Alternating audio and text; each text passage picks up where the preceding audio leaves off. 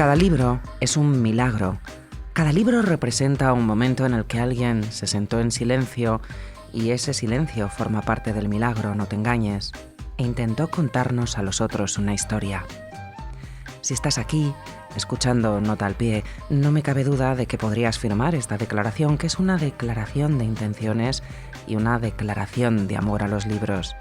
Si estás aquí, es posible que hayas leído antes estas palabras, que son las palabras de un personaje del Bar de las Grandes Esperanzas, de J.R. Moehringer. Lo dice Bill, un librero que habla sin descanso de la promesa de los libros, que sostiene que no es casualidad que los libros se abran igual que las puertas. Nosotros también lo creemos, y por eso el Bar de las Grandes Esperanzas es el Open Book de enero de Nota al Pie, el club de lectura de Open Bank by Vanity Fair. Para empezar, vamos a abrir este libro por un capítulo que no se desarrolla en el bar del título, sino en una librería, que es como una cueva de Alí Baba, escondida en un sótano en medio del desierto de Arizona. Una cueva abarrotada de papel y que, la verdad, yo creo que me recuerda un poco a nuestra casa, Amapolas en Octubre, esta librería desde donde os hablamos en la calle Pelayo de Madrid. Porque es una librería de las buenas, de esas en las que los libreros solo venden lo que a ellos les da la gana, lo que les apasiona. Y cuando tanta pasión se concentra en un lugar, en ese lugar suceden cosas mágicas. Pasa aquí, en Amapolas, y pasa en la librería que aparece en el Bar de las Grandes Esperanzas. Allí, el protagonista descubre que le gustan mucho los libros, pero que no sabe nada de ellos, y empieza a comprender por qué es tan importante elegir buenas lecturas. Este mes, en Nota al Pie, hemos elegido 5 grandes títulos. A ver, el mérito no es nuestro, sino de su autor, J.R. Moehringer, el mejor biógrafo del mundo. Nuestros 5 libros del mes han salido de su cabeza, aunque los 5 no llevan su firma, pero bueno, de eso hablaremos más tarde. El Bar de las Grandes Esperanzas es una historia sobre el poder de las palabras, de caerse y levantarse, de la búsqueda de un padre ausente, de la decepción, de lo desarraigados que nos quedamos cuando nos arrancan las raíces de la infancia. Es un libro asombroso, que además vuelve a estar de plena actualidad porque se acaba de estrenar su versión cinematográfica, dirigida por George Clooney, con un Ben Affleck inmenso. Y no es el único motivo por el que J.R. Moehringer es noticia estos días, porque además está escribiendo la biografía de Harry y de Meghan Markle. De todo eso hablamos hoy en Nota al Pie, el club de lectura de Open Bank by Vanity Fair.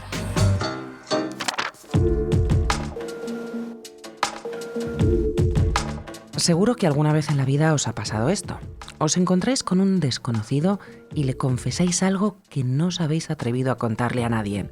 Eso que siempre habéis callado y que sin daros cuenta estáis diciendo en voz alta. Al protagonista del Bar de las Grandes Esperanzas le sucede exactamente eso en un tren, en un Amtrak. Se encuentra con un cura, trata de evitar la conversación, pero el sacerdote le empieza a hablar de libros y le desarma. Y sin querer, nuestro héroe, o bueno, mejor dicho, nuestro antihéroe, le termina diciendo que lo que realmente desea en esta vida es escribir, que le gustaría contar las historias de los otros. Nuestro protagonista se llama J.R. y es J.R. Moehringer, y en el Bar de las Grandes Esperanzas cuenta su historia, contando sobre todo las historias de los otros con absoluta maestría. Para explicarse a sí mismo recurre a un bar, que la verdad pues es más que un bar, es un bar que, como la Ilíada, rezuma verdades atemporales sobre los hombres. Y eso es lo que busca J.R., verdades sobre los hombres, porque le falta el hombre más importante de su vida, su padre. El padre de J.R. es un fantasma, o mejor dicho, es una voz, porque es locutor de radio y aunque el niño Moehringer no le ha visto nunca, busca su voz en el dial de la radio. La voz, como le llama, tiene la exasperante costumbre de desaparecer en la vida real y en las interferencias de las retransmisiones. Así que J.R. se ve obligado a buscar otras voces masculinas que llenen ese vacío. ¿Y dónde las encuentra? Pues las encuentra en un bar que está a 142 pasos de su casa.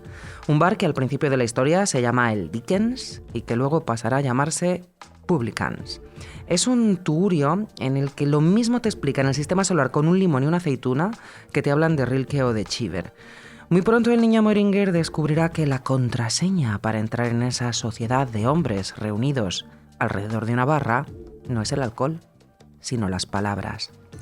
Así que hoy vamos a utilizar esa contraseña, que son las palabras, para hablar del Bar de las Grandes Esperanzas con un amigo que es lector apasionado de J.R. Moehringer, Pedro Ballín, y que además es periodista, aunque ya sabéis vosotros que todos los que nos colamos por esta trampilla de nota al pie lo hacemos en calidad de lectores, es decir, que Pedro está en calidad de lector de J.R. Moehringer, aunque también podría estar en calidad de cinéfilo y de gran entrevistador.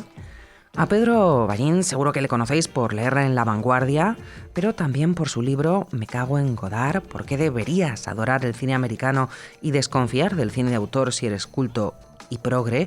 O por el último libro que ha salido hace apenas unos meses, C3PO en la corte del rey Felipe. Pedro, muchísimas gracias por estar con nosotros en Nota al Pie. Muchísimas gracias por invitarme, encantado de estar aquí. Adorador de la literatura en general, de Moehringer en particular, ¿qué tiene para que nos guste tanto, tanto, tanto, tanto? Yo creo que tiene un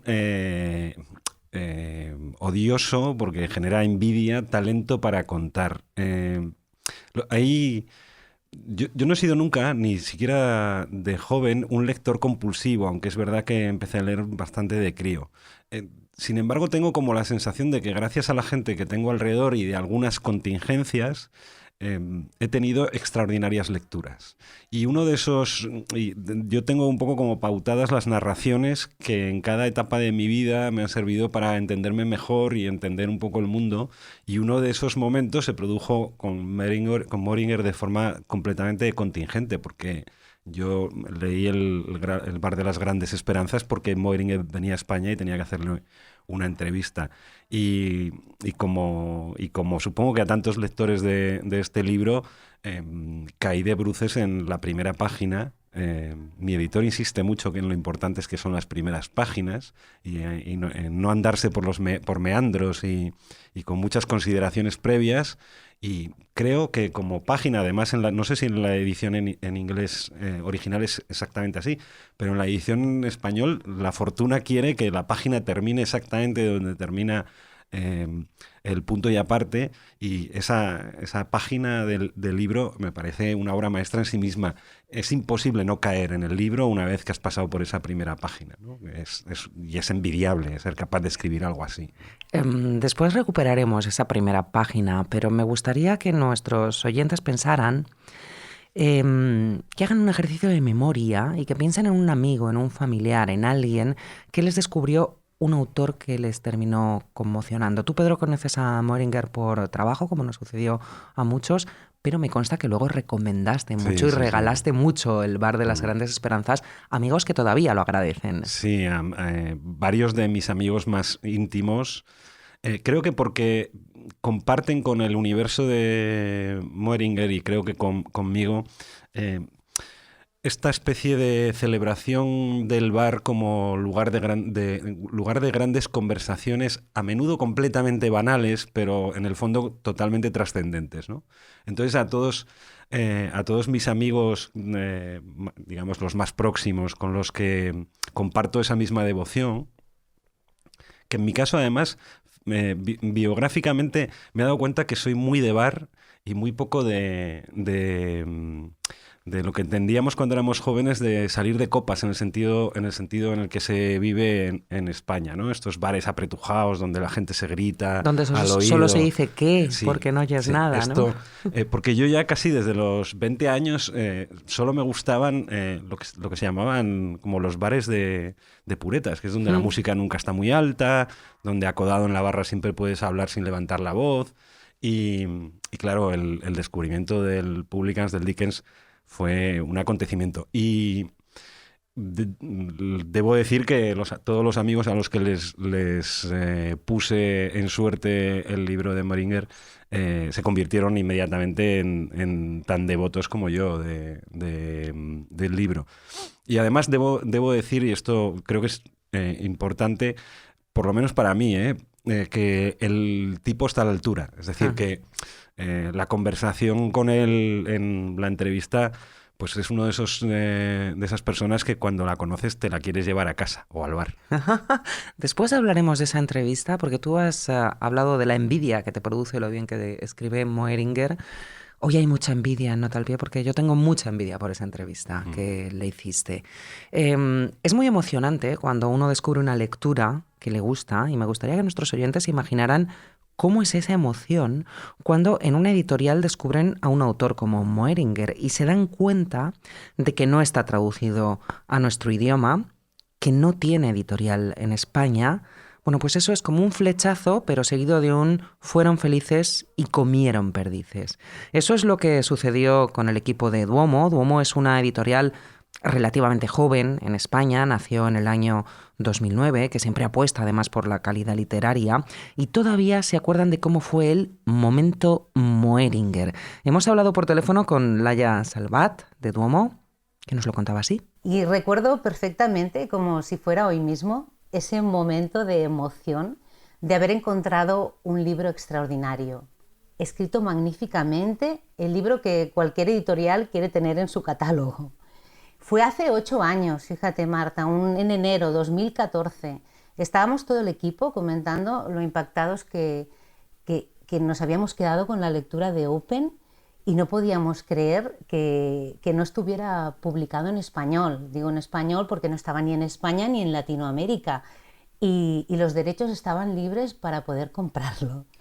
Porque aunque Moeringer ya había publicado en Estados Unidos El bar de las grandes esperanzas, el primer título que pudimos leer en español fue Open, la biografía de Andrea Agassi. Fue un grandísimo éxito y además, bueno, claro, para la editorial era como una especie de regalo porque sabían que tenían un as en la manga, que era El bar de las grandes esperanzas. Ese fue también el primer libro que yo leí de Moeringer. Pero Pedro, lo que parece increíble es que un libro como este, como El bar, llevara 10 años en el mercado en inglés sin que nadie lo hubiera traducido a nuestro idioma y libre de derechos. Además, es que me parece ciencia ficción casi.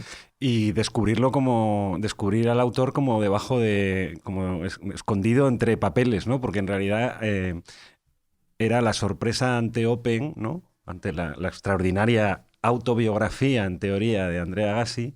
Descubrí que había detrás un redactor editor que era el que había puesto, digamos, forma a las palabras y a la historia de Andrea Agassi. Y es digamos, de buen lector, ¿no? Decir, pero ¿esto cómo está tan bien escrito? ¿Quién es este señor que ha puesto su pluma al servicio de la autobiografía de un tenista? Y tengo la sospecha de que si no se hubiera publicado Open con el éxito con el que se publicó y con todo lo que dio que hablar, a lo mejor Moeringer nunca hubiera llegado a estar traducido al castellano. Entonces, bueno, es un avatar afortunado al final, ¿no? Porque también entiendo que el mundo de los libros es inmenso y que los editores y los, digamos, cazadores de libros sin traducir que puedan funcionar en el mercado y que sean libros hermosos, pues, en fin, son como exploradores de la jungla, porque creo recordar, cito de memoria, pero solo para que nos hagamos una idea de cómo es el mercado del libro en realidad, en España, bueno, los últimos datos que yo controlo más o menos, que son de en torno a 2016 y 2017, se publicaban entre traducciones y títulos nuevos unos 200.000 títulos todos los años, en España. Entonces, claro, bucear por los títulos nuevos que se publican en otros países, si no están acompañados de premios o de que hayan llamado mucho la atención en aquel mercado, en cuyo caso siempre una gran editorial va a caer sobre ellos, pues es complicado. Y en este caso, pues, bueno, la suerte que tuvieron en Duomo de encontrar el bar de las grandes esperanzas sin haber vendido sus derechos todavía para el mercado en castellano. Luego, debo decir que además la traducción es hermosísima. Sí, de la traducción tenemos que hablar porque es cierto que Duomo cuida mucho las traducciones y esta traducción de Juanjo Estrella es fantástica y hace honor además a esa prosa muy fluida de Moeringer, ¿no? Que te lleva, que te hace llorar, que te hace reír, tiene toda esa esencia. Es muy... Conservar eso en las traducciones supongo que es lo más complicado, ¿no? Incluso el inglés tiene una ventaja que como es un idioma tan escueto, de palabras tan cortas, es relativamente más fácil hacerlo rápido, digamos, de lectura y fluido. En cambio, el castellano, que a lo mejor es más rico, más sonoro, no es tan inmediato. Conservar la forma de contar tan bella y tan sin adornos a la vez de Moeringer en la traducción al castellano, supongo que habrá sido un trabajo complejo y desde luego el resultado es bellísimo. Así, esa es la palabra, es bellísimo el resultado. Es muy interesante porque cuando hablaba con Laia Salvat le preguntaba por la traducción del libro, la traducción del título del libro. En inglés se llama The Tender Bar, pero en castellano decidieron titularlo El Bar de las Grandes Esperanzas. Y ella contaba que se lo consultaron a Moeringer, se lo dijeron, le contaron que la palabra tender no tenía las mismas connotaciones en castellano y que eligieron este título, El Bar de las Grandes Esperanzas, para hacer ese juego de palabras un poco con el Dickens, que es el nombre del bar, ¿no? Y Grandes Esperanzas, que es una novela de Dickens, y porque también la esperanza está muy presente todo el rato en este libro. Y la propia narración de Grandes Esperanzas de Dickens tiene algo que ver con la autobiografía, digamos, de la juventud de Moeringer. O sea que tiene todo el sentido. Es una traducción, creo que muy acertada, muy acertada. Por cierto, que decía Laia Salvat que a Moeringer le encantó esta traducción. A ver, vamos a la envidia que se está viviendo aquí. Que vamos, se cae un boli y no llega al suelo de lo que cargado de envidia que está el ambiente.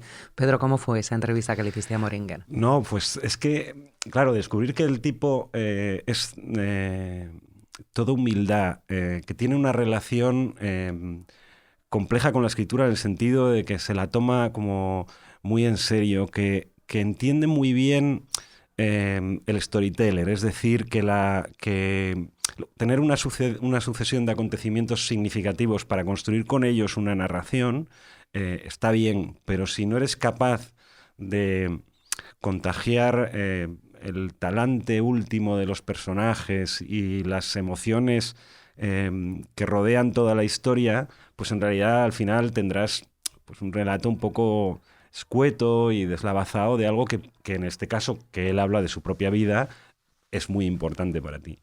Una de las cosas que nos ocurren a los que por profesión llevamos muchos años prácticamente escribiendo a diario, es decir, construyendo oraciones para intentar explicar de la mejor forma posible las cosas que ocurren a los lectores, es que estás en un desafío permanente con eso. Entonces, mi envidia es una envidia profesional, es decir, creo que, efectivamente creo que él tiene, como todos los bastidores de escritor, pero también quiero pensar que el ejercicio del periodismo tiene que ver con su extraordinaria facilidad para contar, bueno, facilidad. Él no dice que le salga fácil, pero cuando lo lees es todo como muy fácil, ¿no? Parece que... Yo creo que un gran contador es aquel que cuando relata algo, al escucharlo, crees que es la única forma posible en que eso puede ser relatado, ¿no? Y él tiene ese talento que creo ¿cómo decirlo? Que se exhibe más en Open todavía porque no es su historia. Entonces, tener esa capacidad de empatía y ese prestar tus capacidades como narrador a la historia de otro revela pues esto que yo creo que tiene que tener un gran escritor, que es procurar no contar las cosas desde como una especie de superioridad, ¿no? A menudo pasa con el mundo de la novela que parece que siempre los acontecimientos se cuentan desde un peldaño un poco más alto, ¿no? Un poco más alto que el resto de los humanos que pululan una historia. Y esta capacidad de aterrizarse y empatizar con los que en el fondo son personajes, porque al final, como él es un narrador, aunque sus libros traten sobre historias reales, son novelas, yo es que creo que son novelas donde el 100% de lo que ocurre, como él me decía, es cierto, y el 100% de los nombres que aparecen son reales, pero a la vez lo que tenemos es una novela, ¿no? Y sí, claro, esto cuando topas con un escritor así, pues te produce envidia y yo creo que uno de los fenómenos más naturales en los que escribimos, que es que te contagia cosas. O sea, cuando estás leyendo una prosa tan fluida, lo que produces durante los días que estás leyendo eso tiende a contagiarse, que es bueno, a mí me pasa muchísimo, que es como que de repente te posee la voz y el tono de otro, y cuando descubrí que me ocurría, para determinadas cosas que escribo para el periódico, cuando necesito que tengan un cierto tono, entonces procuro pasarme como el fin de semana releyendo autores cuya forma de escribir me gustan, para que se me contagie un poco su música, ¿no?, al escribir. Y esto, claro, pues sí, envidia. Esta es la envidia, cuando das con gente así tan extraordinaria. Y luego lo que te decía antes del personaje, de su carácter y de su forma de explicar qué significaba para él este libro y cómo lo construyó. Yo en un momento dado le pregunté si había sido una terapia, es decir, ordenar los acontecimientos, si tenía un valor terapéutico, y me dijo una cosa muy inteligente. Me dijo que no puedes ponerte a escribir para curarte de nada, y no puedes empezar a contarte una historia que te ha ocurrido cuando te pones a escribir. Si te pones a escribir esa historia es porque te la has contado infinitas veces en la cama, en el bar, en la ducha, y todo lo que estás contando en realidad ya lo tienes contado en tu cabeza.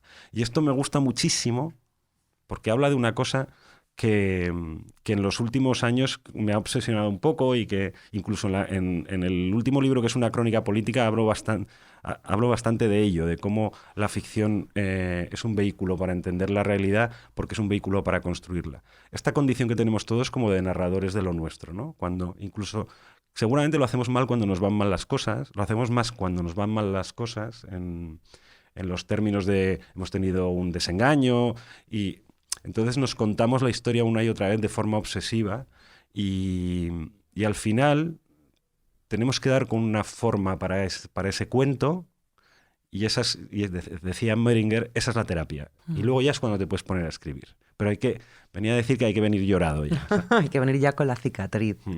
Pedro, comentabas hace un momento, claro, esa doble faceta de Meringer, que es autor, pero también es periodista.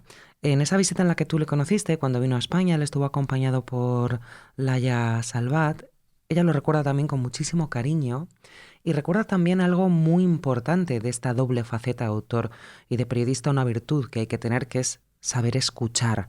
Así nos contaba, la verdad es que con cierto asombro, cómo vio trabajar a este cazador de historias. Meringer es un ser muy especial, y tiene una mirada muy atenta al mundo, una capacidad de escuchar que desafortunadamente, Marta, hay cierta tendencia a no escuchar, ¿no? Una tendencia a hablar y únicamente hablar. Y tuve la suerte de verle en acción durante este viaje, a este cazador de historias que de manera natural, pausada, a los 3 minutos de hablar con alguien, conseguía que esa persona confesara historias increíbles y que luego podrían convertirse en historias fascinantes. Se emociona mucho, es muy entusiasta, muy intenso, y recuerdo que durante el viaje, que claro, trabajó muchísimo, y intenté cumplir uno de sus sueños, que era ir a un restaurante de Madrid y sentarse en la mesa donde comía Hemingway. A ver, es que si eres un autor que escribe un libro sobre un bar y además eres un lector contumaz, es lógico que venga a Madrid y que quiera sentarse en la mesa en la que comía Hemingway. Hay muchas mesas en las que comió Hemingway aquí en Madrid. Esta en concreto era una mesa del restaurante Botín. Pero fíjate, Pedro, que Laia destacaba, ¿no?, esa manera de escuchar y de cómo conseguía casi como un confesor que la gente le contara cosas, ¿no? A mí voy a confesar yo una cosa de cómo hacía las entrevistas de libros. Incluso cuando me las encargaban de un día para otro, jamás he hecho ninguna sin haberme leído 2/3 partes de un libro. Normalmente iba con el libro terminado, pero nunca preparaba preguntas. Simplemente, igual era una conciencia un poco equivocada. Si yo me he leído el libro que tú has escrito y me siento contigo a tomar un café al día siguiente, pues tengo muchas cosas de las que hablar, y no es necesario. creo que, así como a algunos entrevistados me ha pasado que les resulta como un poco chocante que más que preguntas les comente cosas sobre los personajes, sobre la estructura del libro, sobre los acontecimientos que cuentan, que a Moeringer le resultó todo lo contrario, le resultó como bastante grato y no me dio ninguna respuesta formulaica, que es una cosa que ocurre mucho en las giras y es comprensible. Si tú tienes que ir a 95 sitios a hablar de lo mismo y vas país por país teniendo entrevistas, pues supongo que es inevitable que tengas determinadas fórmulas para contestar a las preguntas. Y la de Moeringer, acabé, te lo contaba antes de empezar, acabé pidiéndole la dedicatoria en el libro, que es una cosa que prácticamente no hago nunca, desde luego trabajando no lo había hecho nunca, a ningún autor, ni un Ken Follett, o sea, a nadie le pido, ni tampoco en música, que me firmara un disco. Y sin embargo le pedí la firma del libro al final de la entrevista porque había sido digamos, una entrevista muy de igual a igual, en el sentido en el que sus inquietudes se parecían a las mías respecto al arte o a la destreza del escribir y al deber para con las historias. A mí me transmitió una humanidad increíble Moeringer y todo el rato además me hacía gracia una cosa, quizás porque yo para esto soy como un poco más vanidoso o un poquito más, que me perdono más los pecados.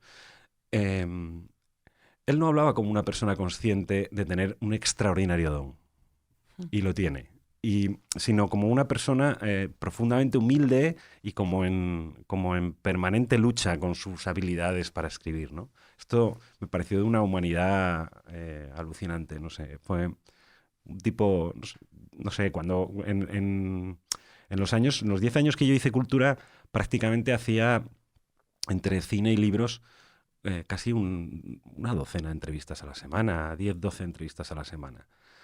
Y no son tantas las que luego recuerdas con precisión. Y desde luego para mí esta es una de ellas. Es que no me extraña, o sea, no volvemos a lo de la envidia porque se me está despertando otra vez.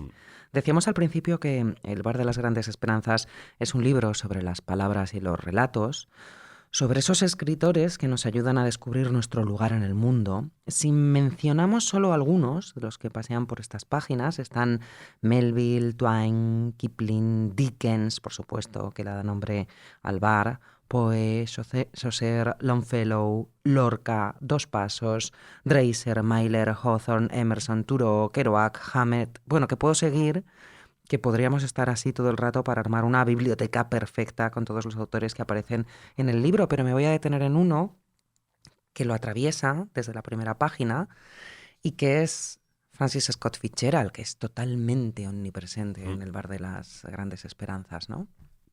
Es porque, y además él se obsesiona mucho y repite una obsesión que tuvo Fitzgerald, que es a Fitzgerald le ocurrió que después de escribir El Gran Gatsby, tardó muchísimo en terminar su siguiente novela precisamente porque había escrito esto que llaman ellos la gran novela americana. Entonces, cuando ya tan joven has escrito la gran novela americana, ¿qué puedes hacer más allá, no?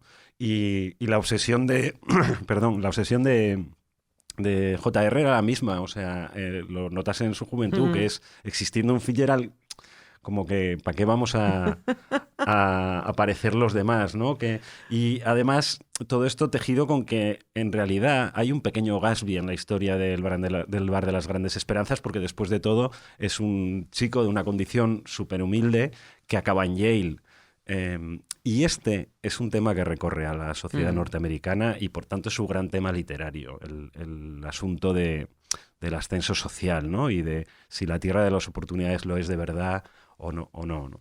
Y en qué medida ese mito, y en qué medida son importantes los mitos. Esto es una cosa que recuerdo que me dijo en la entrevista, que el mito del país de las oportunidades es un mito, pero que sin ese mito el país se vendría abajo. Y lo ponía para explicar por qué los mitos, la mitología, los relatos con una cierta épica son indispensables para una sociedad sana, ¿no?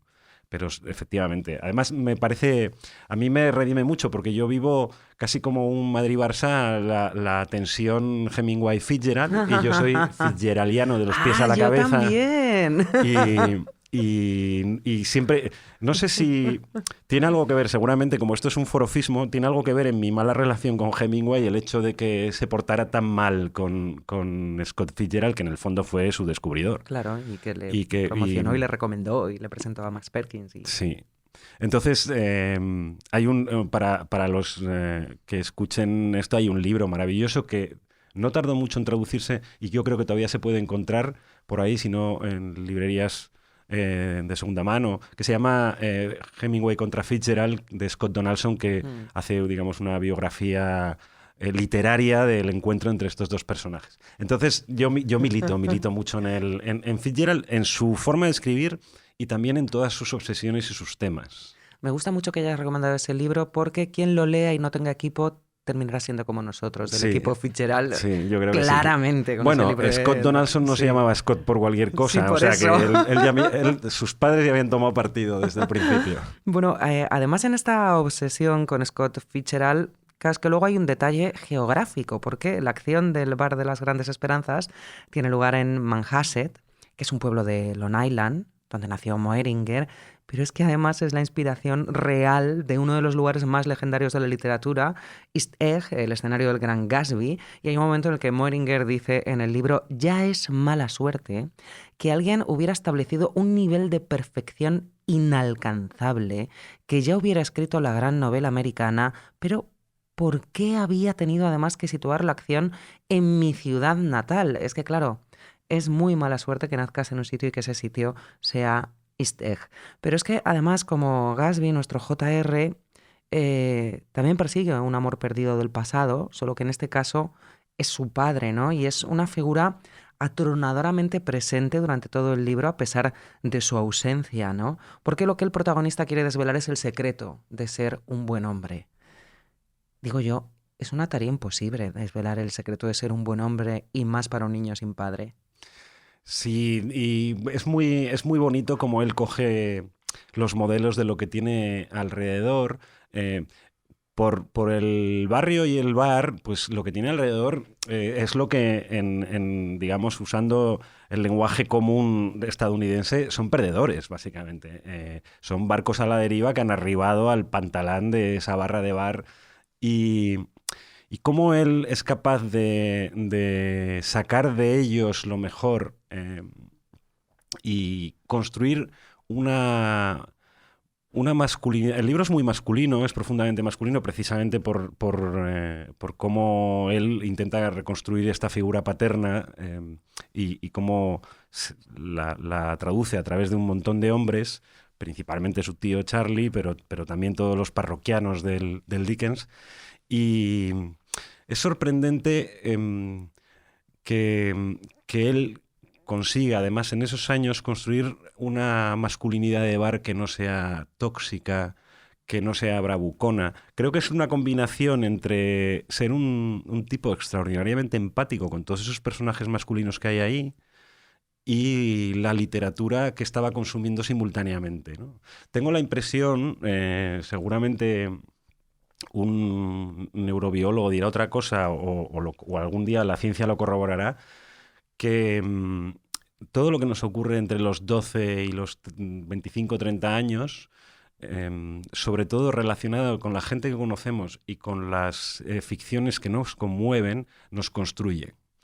Y en realidad el libro de Moehringer es acompañarle en el viaje en el que todos estos personajes van entrando en su vida y de los que él es capaz de comprenderlos sin compadecerlos, sin mirarlos desde la superioridad y a la vez con todo eso construir una persona decente para el mundo. Porque si no se ha notado con lo que he contado de la entrevista, yo estoy convencido de que Moehringer es un buen hombre. Totalmente. Hay un momento en el que JR se da cuenta de que sus novelas favoritas, Gatsby, David Copperfield, Las aventuras de Huckleberry Finn, El guardián en el centeno, tienen algo en común, y ese algo es que y cito textualmente, todos y cada uno de los narradores mencionaban a sus respectivos padres en la primera página, en el caso del Gran Gatsby, en la primera frase.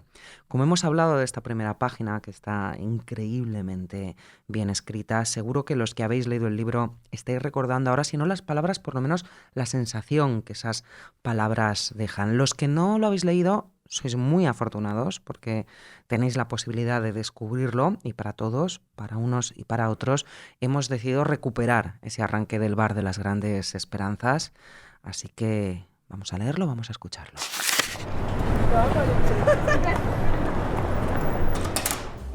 Íbamos para todo lo que necesitábamos. Cuando teníamos sed, claro, y cuando teníamos hambre, y cuando estábamos muertos de cansancio. Íbamos cuando estábamos contentos, a celebrar, y cuando estábamos tristes, a quedarnos callados. Íbamos después de una boda, de un funeral, en busca de algo que nos calmara los nervios, y siempre antes para armarnos de valor tomando un trago. Íbamos cuando no sabíamos qué necesitábamos, con la esperanza de que alguien nos lo dijera. Íbamos a buscar amor, o sexo, o líos, o alguien que estuviera desaparecido, porque tarde o temprano se pasaba por allí. Íbamos, sobre todo, cuando queríamos que nos encontraran. En mi caso, mi lista de necesidades era larga. Hijo único, abandonado por mi padre, necesitaba una familia, un hogar. Y hombres, sobre todo hombres.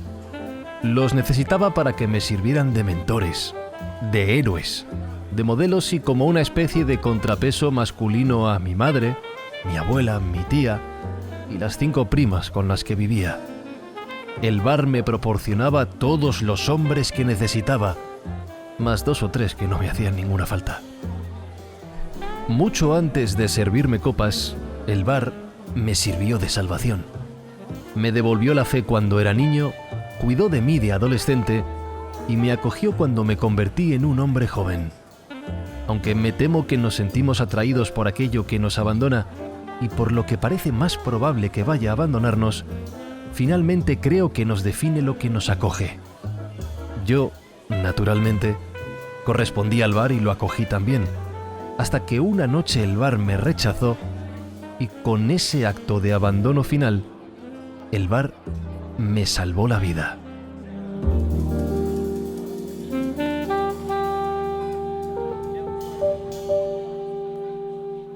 Lo decía Pedro antes, ¿no? Que en este inicio prodigioso está todo lo que nos vamos a encontrar en esas 459 páginas que vienen después, que se pasan con absoluta voracidad, y sobre todo está ese bar, ese lugar en el que decíamos que explican el universo con un limón, una aceituna y una cereza, pero que es el universo mismo y que es un lugar precisamente universal, que como comentabas antes todos conocemos, ¿no?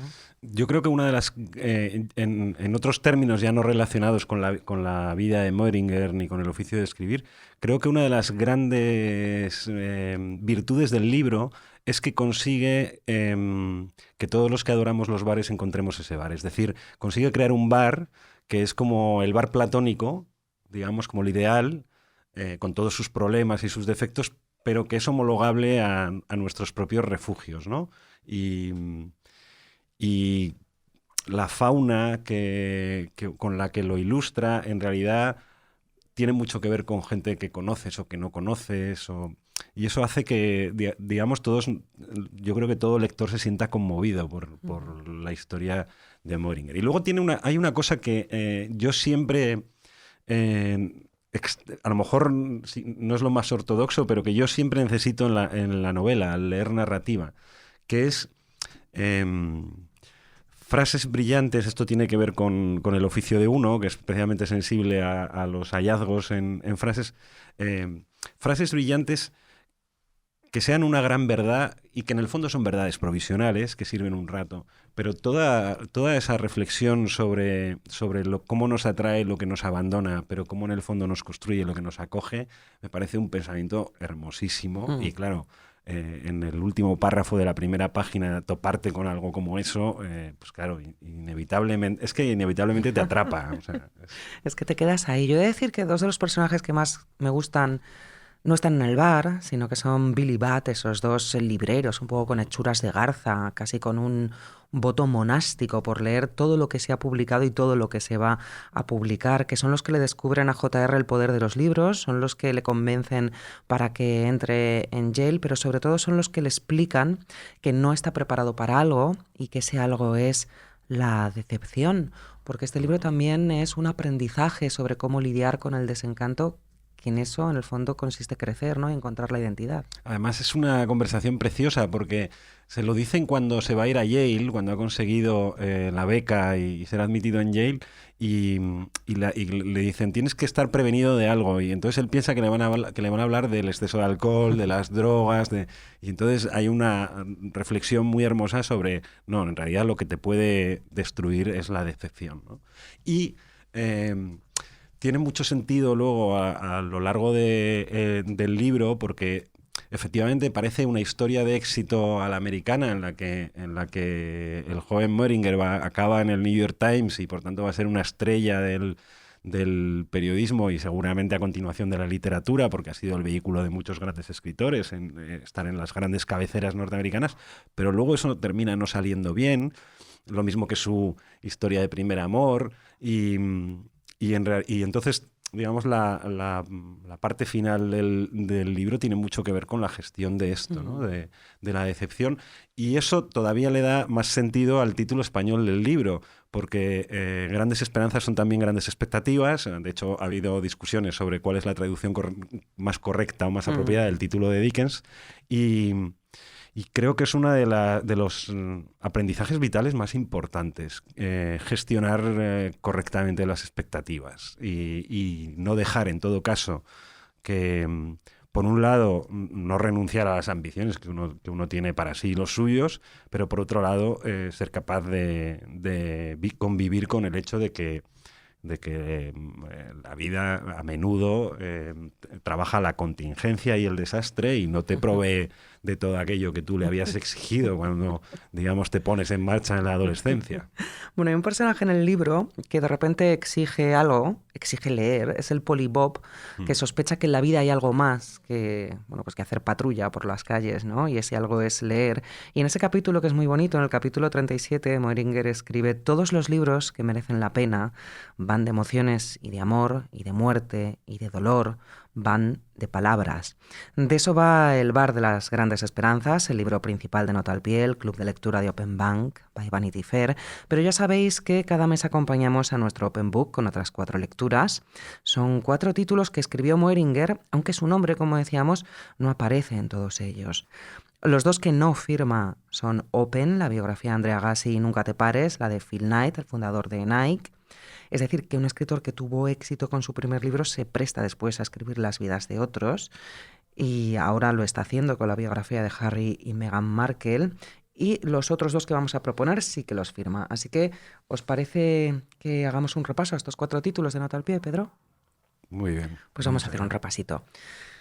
El primero es Open, la biografía de Andre Agassi. Fue el propio Agassi quien le pidió a Moehringer, como nos contaba Pedro, que le ayudara a escribir esta biografía después de leer El bar de las grandes esperanzas. Quizá lo que no sospechaba Moehringer es que el tenista se ajustaba tanto a todas sus obsesiones. Una relación torturadísima con su padre, en este caso no por ausencia, sino por una presencia asfixiante. Una relación también torturada con el éxito, una capacidad ilimitada para hacerse la vida difícil y una búsqueda de la identidad más allá de lo que le definía para todos los demás, que era el tenis. Porque en Open descubrimos que Agassi detesta el tenis con una oscura y secreta pasión y siempre lo ha detestado. ¿Qué es lo que más te impresiona de esta biografía? Aunque antes ya nos comentabas, ¿no? Lo bien escrita que está. Creo que el éxito del libro, aparte de porque está muy bien escrito, es porque la historia es asombrosa. Y el grado de...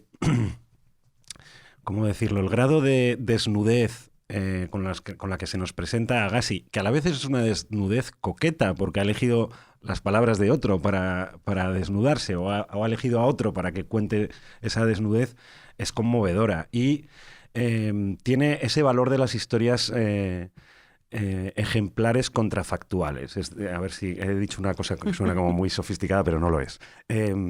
Las historias ejemplares de aquellos que no cumplen el relato exitoso de cómo alguien saliendo de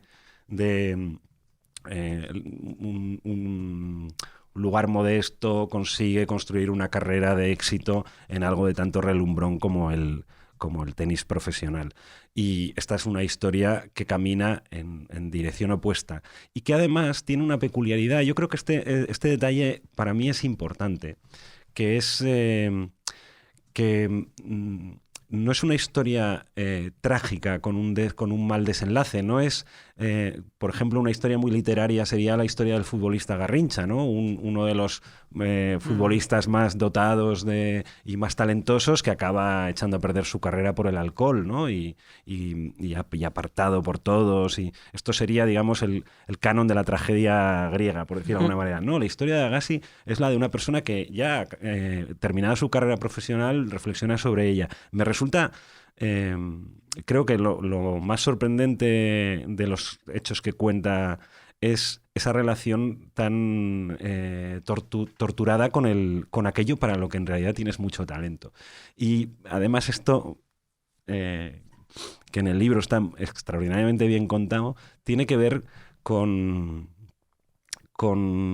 interroga, y sin que haya tampoco una respuesta clara, este mantra de que uno tiene un talento para algo, luego está destinado a hacer eso. O uno tiene una pasión por algo, luego está destinado a hacer eso. Voy a hacerte un salto un poco raro, ¿eh? Hay una reflexión de Nick Horby en Alta Fidelidad que me gusta mucho, que es cuando dice que lo importante no es lo que te gusta, que lo importante no es lo que te gustaría ser, lo importante es lo que te gusta. Y le he dado durante años muchas vueltas a esa frase. Y digamos que combate como este dogma neoliberal sobre el esfuerzo, el talento y cómo eso se convierte en algo productivo, en términos, diría que muy economicistas. Lo que te gustaría ser es un debate de productor, digamos. ¿Cómo me voy a convertir en un productor de algo? Mientras que lo que te gusta es un debate de consumidor. Es, digamos, la idea del esfuerzo y el talento tan promocionada en el mantra neoliberal contra la idea del hedonismo. Y como yo me siento muy, muy parte de eso, ahí me sentí muy conmovido por Agassi. Yo me siento... las cosas que más me han gustado en la vida me han gustado para disfrutarlas, no para hacerlas. O sea, desde los 7 años lo que más me gusta del mundo es el cine, pero en ningún momento, a lo largo, ni siquiera en la primera juventud, pensé en hacer pelis. Digamos que era una pasión, un amor pasivo. Lo que deseaba es poder pasarme el resto de mi vida disfrutando de las películas, ¿no? Y... no sé, todos esos elementos que tienen que ver con las vocaciones, eso, con los dones, con los talentos que uno tiene para alguna cosa, me parece muy enriquecedor. Y luego es una historia un poco de juguete roto, pues que podría ser la historia de Michael Jackson o que podría ser bien contada la historia de las hermanas Williams en el tenis también, porque son también 2 carreras absolutamente dirigidas por su padre, con el que la relación ha sido tremenda toda la vida, ¿no? Claro, es que además aquí está esa relación con el padre, que también es muy importante. La otra biografía por encargo, por decirlo de alguna manera, es la del creador de Nike, Phil Knight. El libro se titula Nunca te pares y fue otra vez un éxito porque uno de los lectores más compulsivos del planeta lo recomendó como libro del año. El lector es Bill Gates, que cada diciembre hace esta lista suya de libros favoritos y que es como el rey Midas, como si lo hubiera tocado con una varita.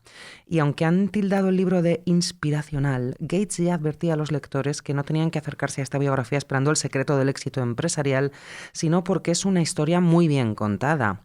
Esto es el sueño americano en zapatillas, que tiene final feliz, pero que podría haber sido una tragedia. Y uno sospecha, Pedro, precisamente esto que contabas, ¿no? Que lo que le gusta contar a Moeringer son esos momentos oscuros, aunque luego acaban en la luz. Y no es un narrador pesimista. Esto es una cosa que es notable si estamos explicando que El bar de las grandes esperanzas en realidad es una historia muy dolorosa para él, y Open es una historia tremenda para Andrea Agassi, como que Moeringer tuviera un cierto morbo por contar historias trágicas, de mucho sufrimiento. Y no, son libros extraordinariamente esperanzadores, diría. Hay como una especie de luz en Moeringer que hace que no sea un narrador pesimista, sino más bien, en el sentido estricto de la palabra, compasivo en el sentido de tener la capacidad de empaparse de los padecimientos de los demás, ¿no? Y eso lo hace conmovedor. Ya que hablas de la luz y lo luminoso, te confieso que uno de mis libros favoritos de Moeringer es A plena luz. Bueno, el título en inglés es Sutton, porque es la biografía ficcionada de Willie Sutton. Es un atracador legendario de principios del siglo XX. Es una especie de equilibrador de las injusticias sociales en la América de la Gran Depresión, que llevaba siempre una Thompson, pero que se jactaba de no llevarla cargada porque así alguien se podría haber hecho daño. Moeringer aprovecha un hecho real, el día que pasó con un reportero y con un fotógrafo, nada más salir de la cárcel de Ática en la Nochebuena de 1969, para reconstruir esta historia. Así que es una especie de Ulises mezclado con En busca del tiempo perdido, y es también una historia de la búsqueda de un amor del pasado, que en este caso sí que es una mujer, y de nuevo es una novela plagada de otros libros. Y el cuarto y último título que os proponemos es un texto muy corto, se llama El campeón ha vuelto, y a ver cómo cuento yo esto sin destrozarlo, porque esta es una historia de un misterio, es una búsqueda, la de un boxeador del que no se sabía nada desde finales de los años 50, y ya sabemos por El bar de las grandes esperanzas que Moeringer tiene un máster en perseguir personajes huidizos, que es lo que le sucedió con su padre, pero esta es la búsqueda de Bob Satterfield, que es casi un relato detectivesco al estilo de Raymond Chandler o de Dashiell Hammett, y a veces me recuerda a otro libro fantástico, El secreto de Joe Gould, de Joseph Mitchell, porque El campeón ha vuelto es esa búsqueda en la que no sabes muy bien dónde estás, y tanto El campeón ha vuelto como A plena luz tienen una particularidad importante, Pedro, que creo que es, aquí está ese papel de periodista de Moeringer, ¿no? Haciendo esa búsqueda, haciendo esa documentación. Además, El campeón ha vuelto fue un reportaje que escribió para Los Angeles Times. Es la gran virtud de eso que llaman que llamamos en el gremio el reporterismo. Cuando das vueltas por ahí. Claro, yo ahora, metido en la actualidad política, es muy difícil. Pero sí recuerdo una cosa que hacíamos en los 90. Cuando yo trabajaba en la prensa asturiana, a pesar de que Asturias es una comunidad, una región muy pequeña, porque en el fondo tiene 100 kilómetros en su digamos, longitud más distante, las comunicaciones en los 90 pues todavía eran un poco remotas, y había algunas zonas a las que si te ibas a hacer una información, básicamente te daban el día. O sea, ya te decían, te vas, comes por allí y vuelves por la tarde y no tendrás que escribir cuando llegues porque, claro, llegarás de noche. Y entonces había una cosa que hacíamos siempre, que era que el compromiso era, tú te vas a este pueblo a hacer esta información, pero como vas a perder el día, te traes alguna otra historia.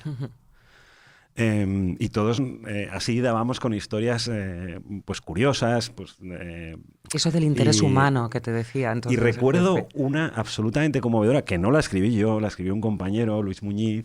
Le mandaron a un sitio relativamente remoto, creo que estoy hablando de memoria, y de esto hace unos años, pero le mandaron a un sitio relativamente remoto a hacer no sé qué, de actualidad, pues era creo la zona de los Picos de Europa, y no sé qué había pasado, no sé si se inauguraba una carretera, bueno, lo propio. El caso es que dando vueltas por allí se encontró a 3 hermanos ancianos, una mujer y 2 hombres, que vivían en una casa en mitad de un bosque, casi como... Y que básicamente se dedicaban a atender un poco el ganado y bueno, que no se les cayera la casa encima. Y hablando con ellos, pues uno tallaba con la leña caída de los árboles muertos, tallaba figuritas que vendía Y entonces hizo un reportaje, Luis, con aquella historia maravillosa que se llama El bosque tallado, y terminaba con un detalle de estos de estremecedor y de gran narrador, porque recuerdo que lo dejó para la última frase. Uno de los dos hermanos, creo que el mayor, dice, les contaba Luis, llevaba un libro de memorias donde apuntaba todo lo que hacía cada día, porque de joven había sufrido amnesia. Entonces, bueno, pues esto me parece, era como un cuento, ¿no? Y esto, es un privilegio para... El periodismo yo creo que es una profesión de privilegiados, porque conocemos a gente muy interesante, porque te topas con estas cosas, ¿no? Yo recuerdo que un poco, era muy joven entonces, imitando esto de que me había estremecido de Luis, hice un reportaje sobre un señor que frecuentaba mi pueblo, yo soy de un pueblo pequeño de Asturias, en fiestas, que era de alguna quintana por allí no muy lejos, que le llamaban el Vique, que tocaba el violín, él decía que era violinero, llevaba como 30 años yendo por las fiestas con un violín y no sabía tocar nada, hacía ruido con el violín y cantaba.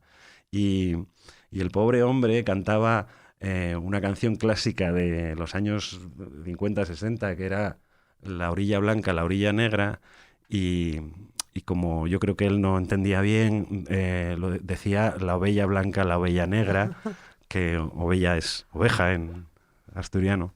Y conté la historia de aquel violinero, y una cosa que me enseñó Luis entonces es que cada historia requiere su forma de ser contada, no hay una forma, y el estilo debe ser sometido a la historia de aquel que te la cuenta. Y recuerdo que para aquel, después de darle muchas vueltas, era la primera vez que yo me enfrentaba como al desafío de tener que construir un estilo para contar una historia, y recuerdo que aquel día decidí contarla con extractos de diálogo de las cosas que me contestaba el Vique cuando yo le preguntaba, ¿no? Fue todo un aprendizaje, y eso es un privilegio. Creo que Meringer, en ese sentido, tiene como esta cosa de que a mí me contaba, me explicó Luis, me enseñó Luis hace ya 20 y tantos años, que es que nuestro deber es poner tus habilidades al servicio de la historia que estás contando. Por eso no me extraña, conociendo a Meringer, que no le importe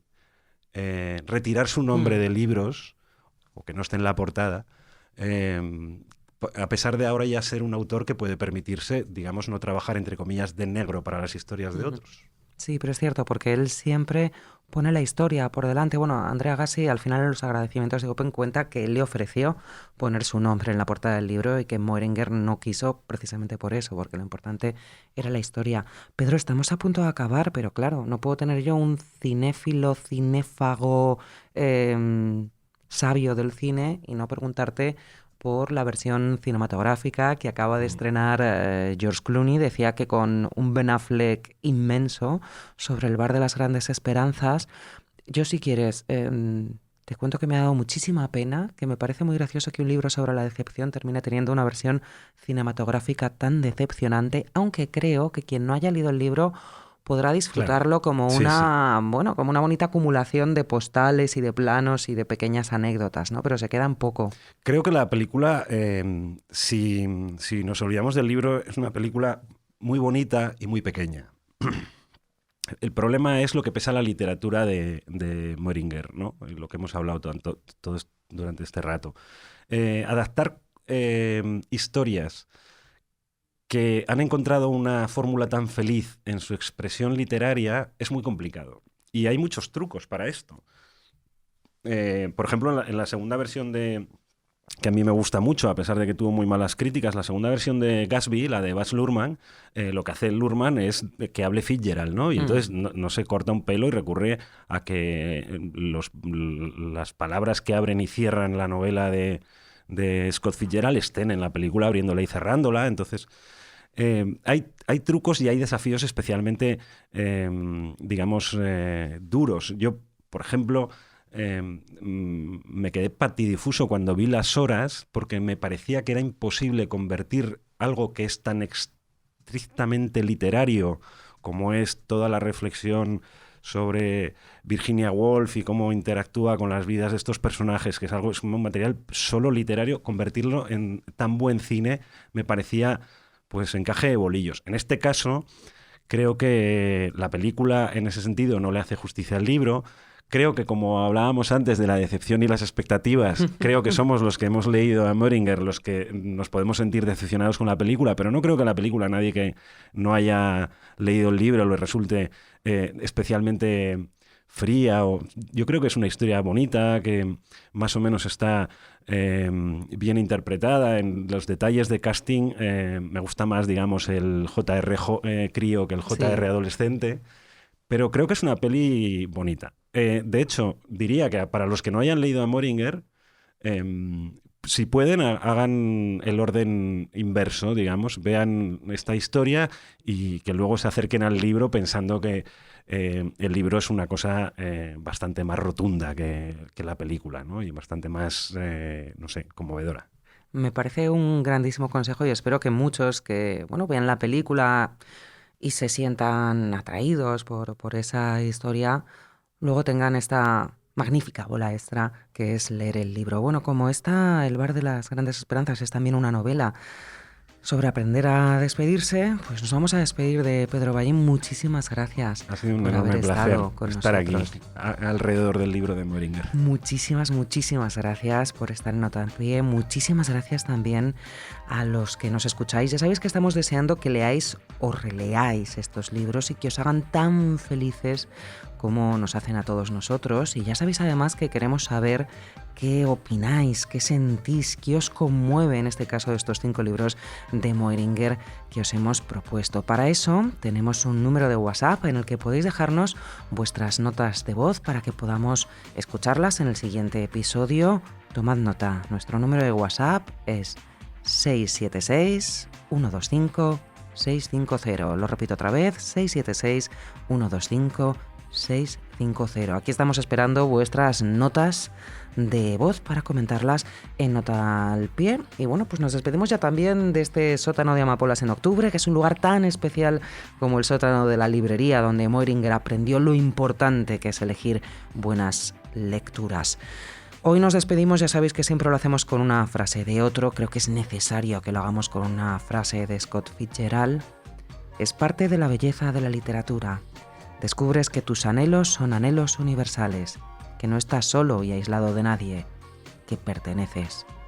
Nosotros pertenecemos, no estamos solos, somos parte de esta comunidad que sabe por qué los libros se abren como puertas y que quiere pasar al otro lado. Formamos parte de esta sociedad no secreta que se pierde en las páginas y las comenta en Nota al Pie, el club de lectura de Open Bank by Vanity Fair.